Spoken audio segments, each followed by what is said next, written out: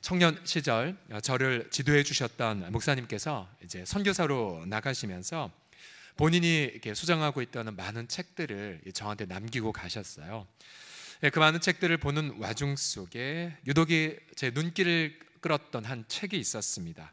그것은 바로 3인조 기도운동이라는 책입니다. 3인조 기도운동이라는 책인데요, 이 3인조 기도운동은 본래 영국에서 빌리그레암 부흥집회를 전후해서 만들어진 기도의 운동입니다. 우선 세 사람이 한 자리에 모이면요, 우리 각 한 사람은 또 세 명의 잃어버린 영혼들의 이름을 나누고 함께 기도하게 됩니다. 그러니까 세 명이 또 다른 세 명을 위해 각각 기도하기에 전체 9명의 영혼의 회복을 위해 이제 부르짖는 거죠. 영국에서 이 3인조 기도운동을 통해서 정말 수많은 사람들이 회심했고 또 엄청난 기도응답들을 경험한, 그래서 교회의 부흥을 체험한 한 운동이 되었습니다. 이 3인조 기도운동은 오늘 본문의 마태복음 18장 20절을 근거해서 만들어진 운동이죠. 같이 읽어볼까요? 시작. 두세 사람이 내 이름으로 모인 곳에는 나도 그들 중에 있느니라. 자, 몇 명이 모였습니까? 두세 사람이 그리스도의 이름으로 모인 곳. 저는 오늘 설교 준비를 하면서 이 책을 오랜만에 꺼내서 읽어보았는데요, 그러면서 먼저 하나님 앞에 감사를 드렸습니다. 왜냐하면 우리 교회에는 이 3인조 기도운동을 경험하는 장이 이미 마련되어 있기 때문이죠. 바로 사랑방교회 모임이 그것입니다. 우리가 사랑방교회 모임을 무엇으로 정의할 수 있을까요? 오늘 20절을 다시 보시면 사랑방교회 모임은 이렇게 정의합니다. 우선 두세 명이 모이고요, 그러니까 미니멈 두세 명이고요, 그 다음 예수님의 이름으로 한 자리에 모여서 합심하여 기도하여 기도응답을 받는 곳, 그곳이 바로 사랑방교회 모임의 정체성입니다. 우리는 이곳에서 나뿐만 아니라 너를 만나고 나와 너가 함께 예수 그리스도를 만나지요. 나, 너, 그리고 예수님, 바로 세 겹줄의 모임, 바로 세 겹줄의 기도가 어우러진 모임이 바로 사랑방 교회입니다. 세 겹줄의 기도. 오늘 설교 제목이기도 한데요, 함께 따라해 볼까요? 세 겹줄의 기도. 시작. 누구라고요? 바로 나와 너 그리고 예수님. 세 겹줄의 기도. 우리가 이 세 겹줄의 기도를 통해 사랑방교회에서 경험하는 것들은 무엇이겠습니까? 첫 번째로 우리는 이 세 겹줄의 기도를 통해 죄악으로부터의 자유를 체험합니다. 다 함께 고백합시다. 죄악의 자유. 시작. 18절을 보시게 되면 진실로 너희에게 이르노니 무엇이든지 너희가 땅에서 매면 하늘에서도 매일 것이요 무엇이든지 땅에서 풀면 하늘에서도 풀리리라고 약속하셨습니다. 이 매고 풀다라는 것은 죄 문제를 해결하고 악의 권세에서 자유하게 된다라는 뜻입니다. 죄의 문제를 해결하고 악의 권세에서 자유해지는 것, 매고 풀다. 이 매다라는 단어를 구약에서 전부 다 연구를 해보면 이런 그림이에요. 포승줄로 죄인을 결박하는 그림, 매다. 이게 뭘 전제하겠습니까?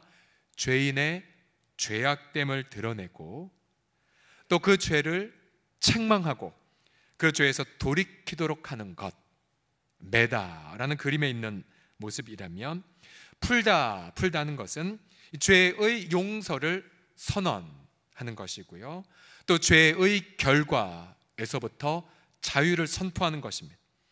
또한 질병이나 악한 영들로부터의 결박에서 해방을 경험하는 것, 이것이 바로 풀다입니다. 풀다.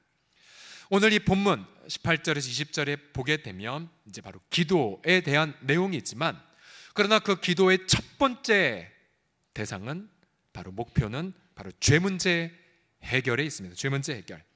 오늘 본문의 문맥에 조금 더 거슬러 올라가 15절에 가보면 이러한 문맥이 나오죠. 15절 보시면 너의 형제가 죄를 범하거든 이라고 시작합니다. 죄를 범하거든. 즉 어떻게 그 죄 문제를 해결할 것인가가 이 본문의 흐름인데요, 만약 너희 형제가 죄를 범하면 관망하지 말고 못 본 척하지 말고 가라고 말합니다. 가라. 즉 예수님은 우리 지체가 죄를 범하게 되면 그 죄 문제를 적극적으로 해결할 것을 명령하셨습니다. 순서가 있죠. 처음엔 혼자 가야 됩니다. 혼자 가서 왜 그랬냐, 회개해야 된다라고 책망하고요. 만약 회개하지 않으면 두세 사람이 함께 가서 죄를 회개할 것을 종용합니다. 만약 그래도 듣지 않으면 교회에 말하죠. 교회 말에서 온 공동체가 그 사람의 회개를 위해 기도할 것을 말씀하고 계십니다. 결국 이 흐름 속에 죄 문제를 어떻게 해결해야 되나, 그 흐름 속에 오늘 18절 말씀이 있는 거죠. 즉 우리 두세 사람이 그리스도의 이름으로 모여서 바로 죄 문제를 직면하고 회개와 치유를 위해 기도해야 함을 말하고 계십니다. 예수님은 죄에 대해서 아주 단호한 태도를 취할 것을 말씀하셨죠. 오늘 본문에서 조금 더 거슬러 올라가면 8절과 9절을 보시면 유명한 구절이 나옵니다. 만일 내 손이나 네 발이 너를 범죄하게 하거든 찍어내버리라. 장애인이나 다리 젖는 자로 영생에 들어가는 것이 두 손과 두 발을 가지고 영원한 불에 던져지는 것보다 나으니라. 만일 내 눈이 너를 범죄하게 하거든 빼어내버리라. 한 눈으로 영생에 들어가는 것이 두 눈을 가지고 지옥불에 던져진 것보다 나으니라 라고 말하고 있습니다. 이것은 바로 죄로부터의 회개는 아주 즉각적으로 해야 됨을 우리 주님이 말씀하신 거죠. 우리가 영원한 지옥 형벌을 받느냐 아니면 영원한 천국의 영생을 누리느냐, 그것은 바로 죄로부터의 회개로 결정됩니다.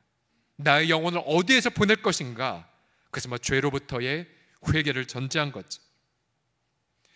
여러분, 우리는 날마다 그러므로 이런 죄악으로부터의 회개를 경험하고 계십니까? 혹시 죄 문제를 해결하지 않아서 죄의 그 결과의 노예로 혹시 살아오고 계십니까? 우리 지체들은 풍성한 열매를 맺으며 기쁨으로 이웃을 위해 섬기는데 나는 여전히 퇴보해서 어둠 속에서 혹시 살아가고 있지는 않습니까? 그래서 주님은 우리에게 이러한 사랑방교회 모임을 선물로 주셨습니다. 우리는 이 사랑방 모임을 통해 죄악으로부터의 자유를 경험하죠.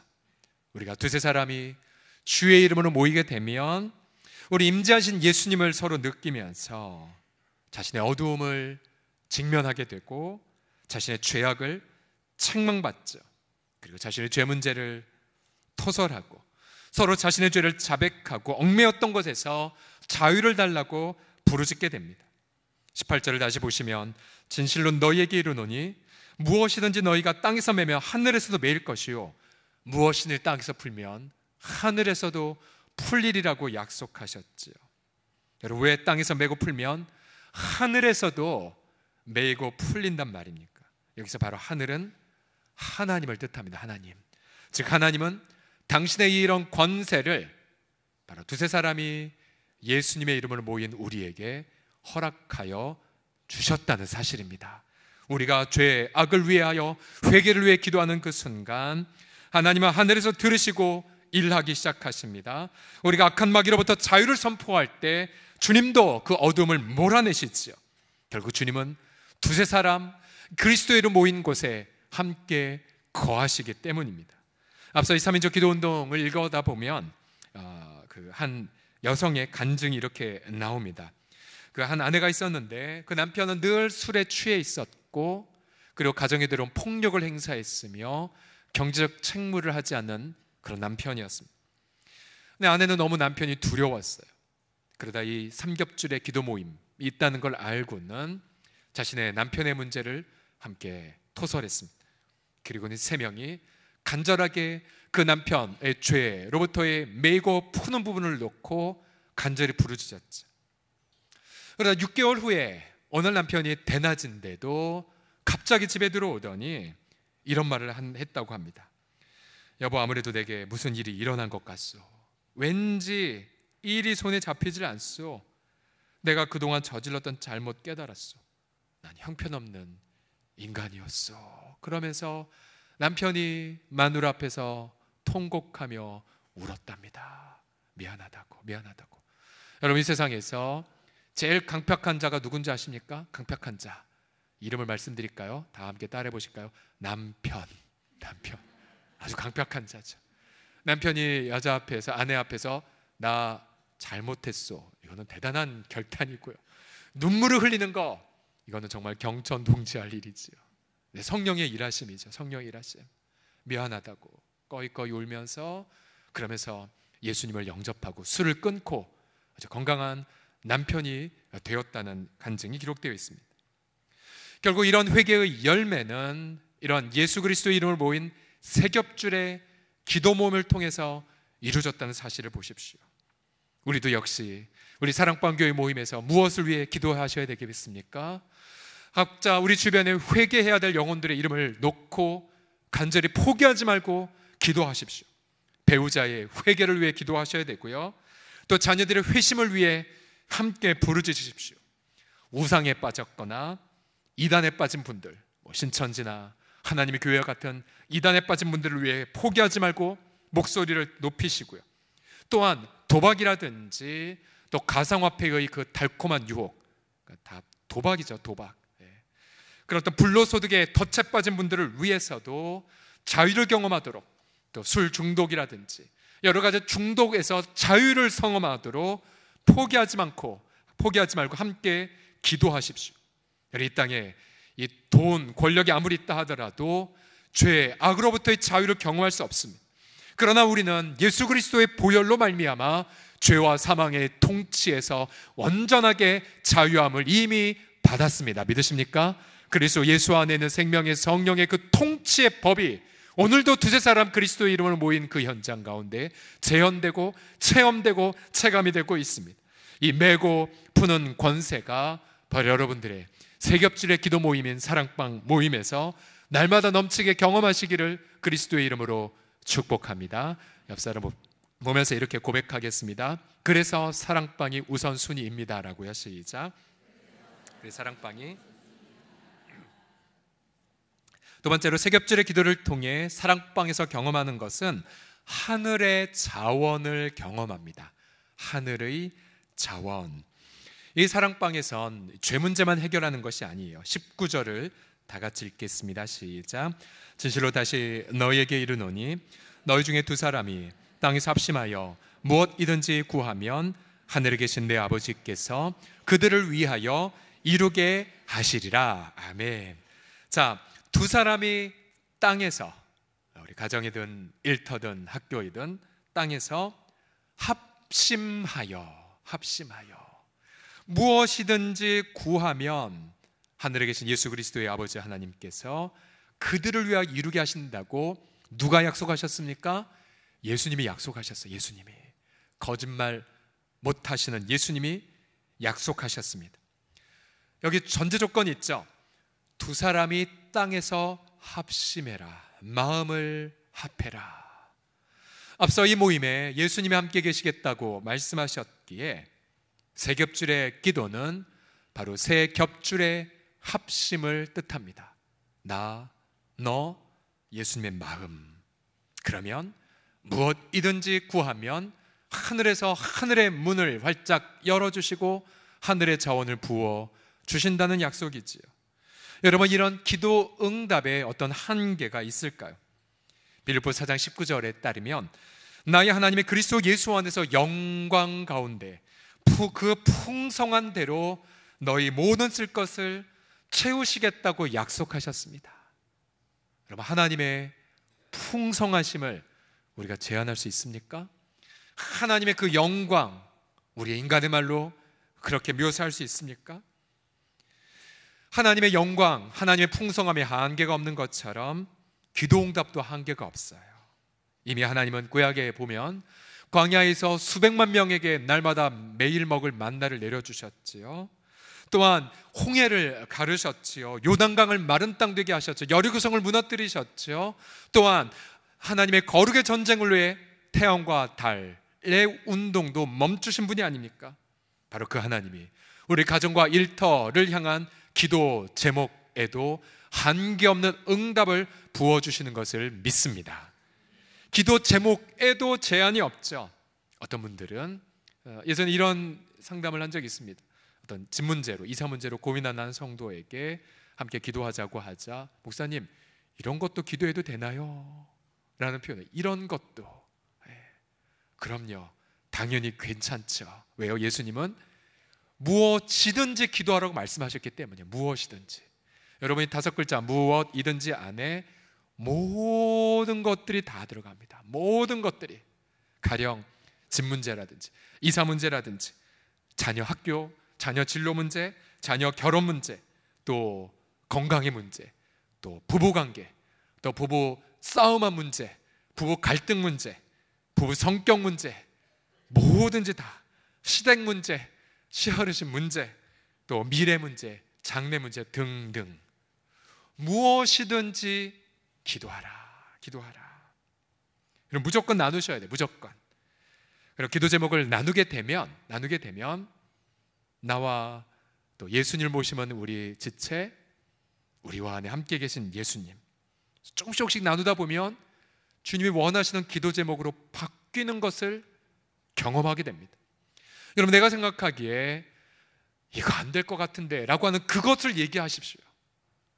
여러분 옛날 기도 많이 하시는 분이 기도는 기도 자체를 변화시킨다라는 말을 한 적이 있습니다. 기도는 기도 자체를 성화시킨다. 나누십시오. 그리고 우리 진솔하게 마음을 오픈하게 되면 어느덧 세 겹줄의 강력한 기도를 드리게 되고 한계 없는 응답들을 경험하게 될 것입니다. 얼마 전 한 사랑방 교회에서 있었던 일이었는데요. 한 식구의 자녀가 이제 사업장을 오픈하고자 했는데 사랑방 식구들은 처음부터 그 자녀를 위해 또 그 자녀의 사업장 오픈을 위해 간절하게 기도를 했습니다. 그 자녀는 자신의 사업장 준비를 할 때에 형통함을 경험을 하고는 매우 빠른 시간 안에 좋은 조건으로 일터를 열 수가 있었습니다. 그 아들은 자신의 사업장을 오픈할 때 자기를 위해 기도했던 사랑방 식구들 모두 목회자들과 함께 초대했어요. 그리고 그는 기도 덕택이라고 감사를 고백했습니다. 네, 그 자녀는 오랫동안 신앙생활을 쉬었던 자녀였는데요. 기도 응답을 통해 다시 주님과의 관계를 시작하는 첫 발걸음을 그렇게 시작한 케이스가 있었습니다. 그날 우리 그 친구가 사랑방 식구들과 저희에게 맛있는 음식을 대접을 했는데요. 저는 그 대접받을 때마다 늘 이런 생각을 듭니다. 응답은 하나님이 하셨는데 왜 대접을 우리가 받아야 되나?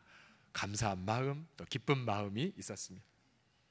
그런데 어떤 기도 제목은 기도했는데 아무런 응답이 없는 것처럼 보일 때가 있어요. 그러나 그 순간 하나님이 아무 일도 안 하신 것이 아니라 예수님이 이렇게 약속하셨죠. 마가복음 11장 24절에 따르면요, 무엇이든지 기도하고 구하는 것은, 다 함께 읽겠습니다. 시작. 받은 줄로 믿으라. 받은 줄로 믿으라. 분명히 내 삶 속엔 아무것도 없는 것 같이 보이는데 받은 줄로 믿으라니. 자, 이 말씀은 우리가 함께 모여서 기도했다면 하나님이 그 기도를 들으셨어요.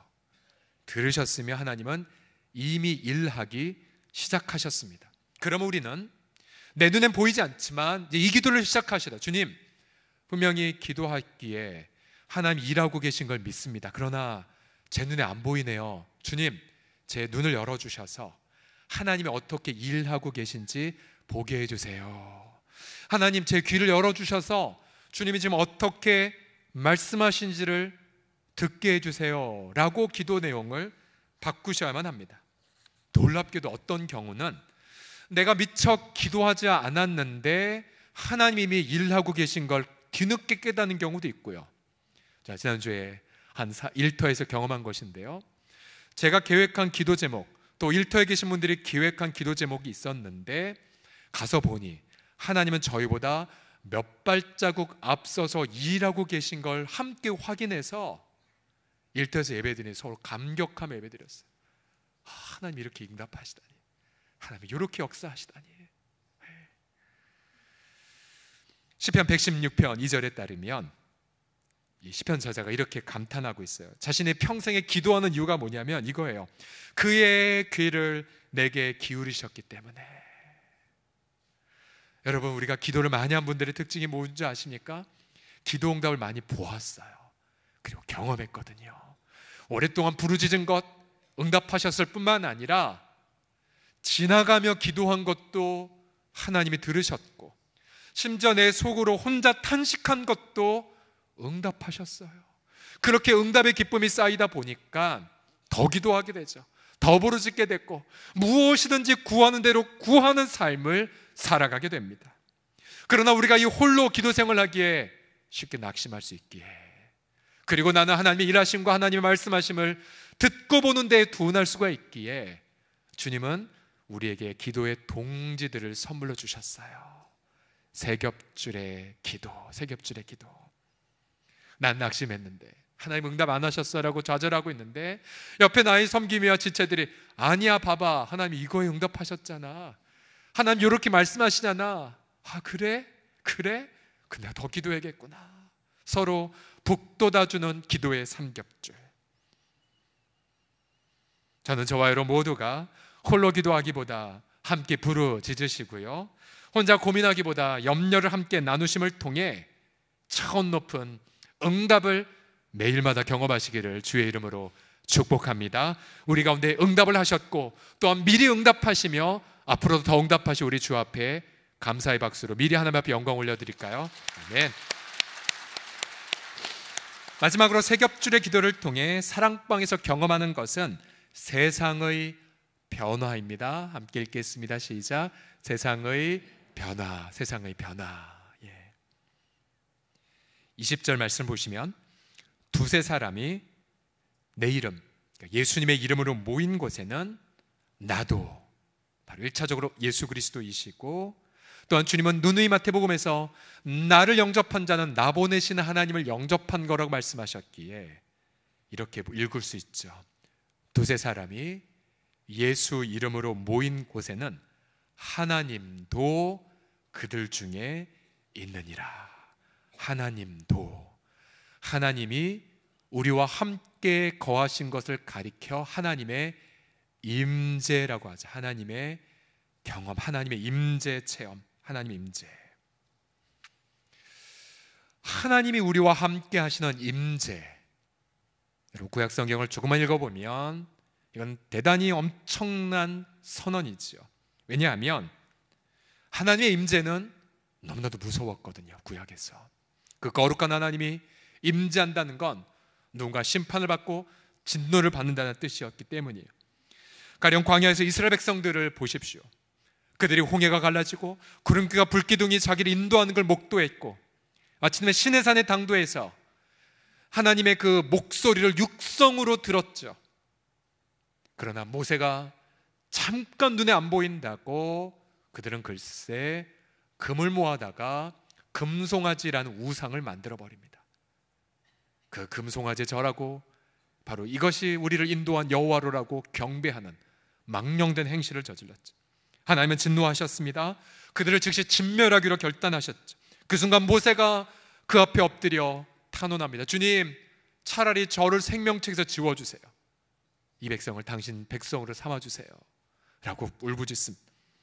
하나님은 생명을 건 모세를 받으시고는 용서해 주십니다. 그러나 조건을 담으셨죠. 내가 약속했으니 가나안 땅에 다 올려보내줄게. 그러나 출애굽기 33절에 보시면 나는 너희와 함께 올라갈 수 없어.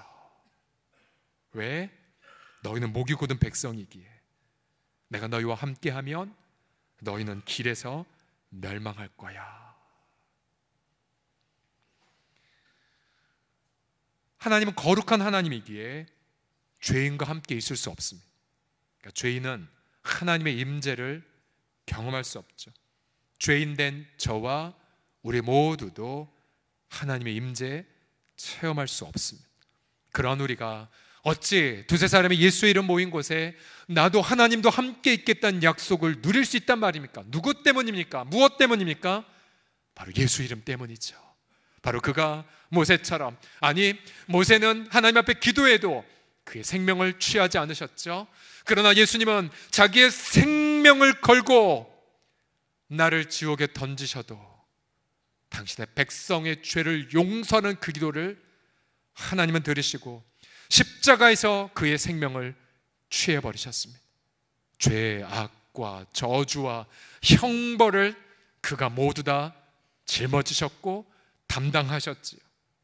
그리고 그 제사를 주님은 받으셨고, 우리는 그 예수 그리스도의 속죄의 죽음으로 말미암아 우리가 짓고 있는 죄, 앞으로 짓고 있는 죄, 우리가 깨닫지 못했던 죄, 내가 감당할 수 없는 이 죄의 모든 과제들을 우리 주님은 당신의 아들의 보혈로 영원히 해결하여 주셨습니다. 그 속죄의 효력은 영원하고 또 그 속죄의 범위는 무한했죠. 그래서 여러분, 우리 같은 자들이 이제 예수의 이름 붙잡고 함께 모이는 그 순간, 바로 그 자리에 살아계신 하나님, 거룩하신 하나님, 전능하신 하나님이 성령으로 우리 가운데에 함께 임하심을 찬양합니다. 우리 하나님의 임재, 교회가 무엇입니까? 바로 교회란 그런 하나님의 임재를 체험하는 자들의 모임이에요. 죄 문제 해결받고 죄의 결과로부터 자유함을 받는 자들 모임, 마귀의 속박에서 벗어난 자들, 이제 그들의 시선을 자신의 죄에서 벗어나 우리 이웃의 죄 문제를 놓고 기도하게 되고요, 이제 이웃의 죄 문제를 품고 기도한 우리들은 더 나아가 이 땅에 만연한 죄악의 문제를 품고 부르짖게 됩니다. 비록 두세 사람에 불과한 소수지만, 그러나 예수 이름, 그 이름 속에 담겨있는 하나님의 그 놀라운 사랑을 확신하며 부르짖게 되죠. 이것이 바로 세겹줄의 기도 모임의 특권입니다. 여러분, 지금 우리 한국 사회, 또 한국 정치 현실, 또 남북한의 이러한 상황들, 또 여러 가지 뉴스들 보면 다 일일이 거론할 수는 없지만 참담하고 희망이 보이지 않고 고통스럽죠. 소망이 없어 보입니다. 그러나 이 시간 저는 본 말씀 묵상하면서, 준비하면서 18세기 영국 사회에 일어난 놀라운 일을 읽게 되었습니다. 여러분, 지금부터 18세기 영국 사회는 당시에 300만 명 이상의 흑인 노예들을 잡아와 팔 만큼 노예 무역의 원조였죠. 영국이 어느 정도였냐면, 이 노예 무역이 영국 전체 경제의 40%를 차지했답니다. 그러니까 우리 한국으로 말하면 반도체, 조선업, 이거보다 더 큰 영역이 노예 무역이었어요. 여러분, 돈 때문에 그래서 영국 사회는 이 비도덕적인 노예 무역을 포기하려 하지 않았습니다. 경제가 중요하다는 그 생각 때문에. 배에서 수많은 흑인들이 비참하게 죽었지만 영국은 정치, 종교인들 모두 다 이것을 내려놓지 않았어요. 그뿐만이 아니라 영국 사회가 성적 타락이 극에 달했습니다. 영국 왕실은, 영국 왕자들은 방탕한 이야기로 그렇게 온 사회를 어지럽혔고요. 이 에릭 메텍시스의 어메이징 그레이스라는 그 자료를 보게 되면, 책을 보면 당시 런던 미혼 여성 중에 적어도 25%가 매춘부였고 평균 연령이 불과 16세에 불과하다는 기록이 있습니다. 알코올 중독, 당시 세태를 반영한 한 풍속화를 보게 되면 한 젖먹이 엄마가 술에 취해서 자기 아기가 떨어지는 것도 알지 못한 채 취해 있는 그런 그림들도 있습니다. 아동 성매매, 아동 노동, 공개 처형, 사형당한 죄수에 대한 공개 해부 등등 악덕은 이루 말로 다 할 수 없었어요. 신사의 나라가 절대 아니었었습니다. 그 시절 런던 근처에 클래팜이라고 하는 한 마을에 클래팜 공동체라는 크리스천 모임들이 자연스럽게 세워졌습니다. 목회자가 있었고 정치, 경제 각 리더십들이 함께 모이면서 자연스럽게 우리로 말하면 이제 사랑방 모임 혹은 마을 모임을 이제 하게 되었던 거죠. 이들은 영국 사회를 안타깝게 여기면서 기도하고 무엇인가 하기를 위해 노력하기 시작했습니다. 이들은 우선은 여러 가지 문제를 놓고 해결하는 방법에 있어서 도덕적으로 이 문제가 올바른가라는 질문을 끊임없이 던졌죠. 그들은 선언하기를 돈으로 매수하지 않겠다. 우리는 절대로 압력 행사와 같은 비도덕적 방법을 사용하지 않기로 결단합니다. 우리 한국의 정치가들이 다 가서 배워야 됩니다. 그래서 정치계에서는 이들을 가리켜 성인들로 불렀습니다. 세인츠로 불렀죠. 이 공동체에 여러 국회의원들이 있었는데 윌리엄 윌버포스라는 신실한 국회의원이 있었습니다. 20대에 예수 그리스도를 만난 이분, 그는 1787년 그의 일기장에 전능하신 하나님이 내게 두 가지 원대한 목표를 맡기셨다. 노예 무역의 폐지와 이 비도덕한 관습의 개혁이 그것이다라고 일기에 적었습니다. 그때가 20대 후반이었습니다. 그때부터 그는 클래팜 공동체 안에서 함께 기도하고 함께 비전을 나누고 또 영국 사회를 변혁시키기 위하여 헌신했죠. 최초의 이 노예제도 폐지의 법안을 발의하고 나서 무려 150회 이상 의회에 가서 그렇게 투쟁을 했고요. 2번이나 사료 위협을 받았습니다. 그러면 낙심하면 다시 클래팜의 공동체에 와서 도움을 구하고 도움을 받고, 오늘 오후 예배 시간 잠깐 나누겠지만 또 이 배우는 존 뉴턴이라는 목사님이 또 끝까지 함께 신실하게 멘토 역할을 해주셨죠. 그래서 마침내 1833년 소천한 해입니다. 노예 폐지 법안을 발의한 지 46년여 만에 마침내 법이 통과가 돼버렸습니다. 노예 제도가 최초로 영국 사회에서 폐지가 돼버렸고, 결국 이 소식은 미 합중국으로 들어가 링컨의 노예 해방 선언에 지대한 영향을 끼치게 됩니다. 그뿐만 아니라 도박 제도를 폐지시켰고, 어린이를 보호하는 법을 통과시켰고, 가난한 병자들을 위한 무상치료에 공립병원을 건립했고, 과다한 노동시간을 제한하는 법을 제정했습니다. 결투 제도 등으로 허송생활했던 귀족들에게 결투 제도를 없애고 호환원 파티를 그만두고 사회봉사에 진력토록 했던 이른바 노블리스 오블리주라는 그러한 사회 지도층의 경건한 책무의 문화가 여기서부터 시작이 됐습니다. 결국 영국 사회를 병들게 만들었던 수많은 악덕들이 바로 그와 이 클래팜 소그룹을 통하여 이루어지게 된 거죠. 전기작가 에릭 메텍시스가 쓴 Amazing Grace라는 그의 전기를 보게 되면 그의 인생을 이렇게 정리했습니다. 모든 것들을 종합해 보면 윌리엄 윌버포스는 두말할 필요 없이 세계 역사에서 가장 위대한 사회 개혁가였다는 평가를 내릴 수 있겠다. 1759년 그가 태어난 세상과 1833년 그가 떠난 세상은 납과 금의 차이만큼이나 달랐다. 영국 사회가 결국 신사의 나라가 된 것, 바로 이 소그룹 공동체의 결과였습니다. 전 이 글을 보며 소망을 품기 시작했습니다. 그렇구나, 영국 사회에서 바로 세겹줄의 기도 모임과 같은 그 공동체를 통해 영국을 치유하고 변혁시켰다면, 그 동일한 예수 그리스도께서는 바로 이 시대에 또 다른 세겹줄의 기도 모임을 통하여서 우리 한국 사회를 치유하고 변혁시키기를 주님은 열망하고 계십니다. 또한 주님은 동일한 이 기도 모임과 같은 곳을 통하여 윌리엄과 같은 각계각처의 순결한 마음을 갖고 또한 탁월성을 가지고 함께 기도하고 부르짖음으로 한국 사회를 변혁시킬 리더들을 세우기를 주님은 열망하고 계십니다. 우리 사랑하는 성도들이요, 비록 우리는 아무 힘도 없고 부족한 자들이지만 그러나 우리에게는 놀라운 예수 그리스도의 이름과 현존이 함께하고 있습니다. 그의 이름과 더불어 죄 문제를 위한 위에서 부르짖으시고 또 이 민족 사회의 치유를 위하여 부르짖으실 때에 마침내 한국 교회가 이 땅에 소망으로 칭찬받는 그날이 반드시 오게 될 줄을 확신합니다.